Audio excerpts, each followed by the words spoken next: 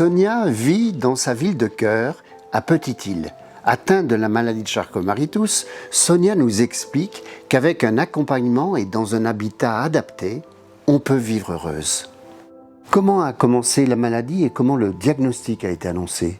Mes parents, ils ont vu assez tôt qu'il y avait un problème. Ça a pris beaucoup de temps pour pouvoir marcher. C'est seulement à l'âge de 3 ans que j'ai fait mes premiers pas. Donc il y a plusieurs examens qui ont été faits, des biopsies. Les médecins, ils ont commencé à poser un premier diagnostic. Ils ont continué à faire des recherches et c'est là que le diagnostic de la maladie de Charcot-Marie-Tooth a été posé. À quel âge on vous a annoncé qu'il fallait faire le choix d'un fauteuil roulant? C'est à l'âge d'à peu près 11 ans, 12 ans que j'étais en rendez-vous chez mon neurologue et il m'expliquait un peu comment ça allait évoluer la pathologie. Il m'a dit que de toute façon, ne vous faites pas d'illusions, vous finirez en fauteuil roulant. Donc pour moi, ça a été un choc.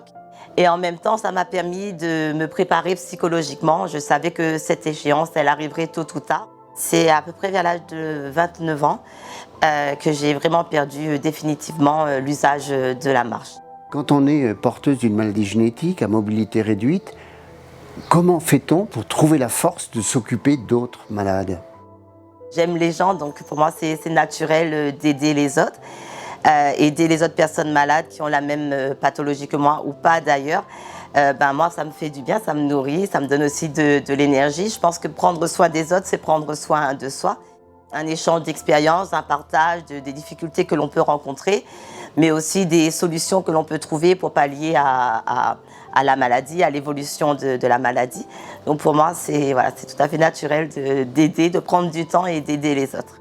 En situation de handicap, peut-on imaginer une vie de couple? C'est vrai que quand on a un diagnostic d'une pathologie comme la mienne, c'est assez compliqué de se projeter, de dire qu'on va se marier, qu'on va avoir des enfants. Puis il y a aussi les gens qui sont là pour vous mettre des freins, pour vous faire voir toujours le côté négatif, de vous dire faire attention, tu vas peut-être pas y arriver. Mais je ne me suis pas laissée abattre, j'ai quand même fait le choix de me marier, d'avoir une petite fille qui a grandi maintenant, qui a 15 ans et qui s'appelle Océane et qui a un véritable rayon de soleil pour moi. J'ai réussi quand même à avoir ma vie de famille et tout se passe très bien.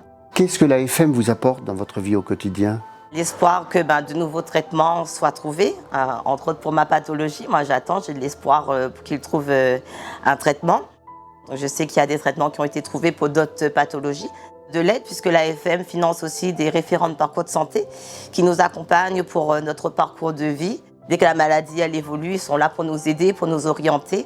Donc c'est un véritable soutien pour nous. Aujourd'hui, plus que jamais, les personnes atteintes de maladies rares ont besoin de vous.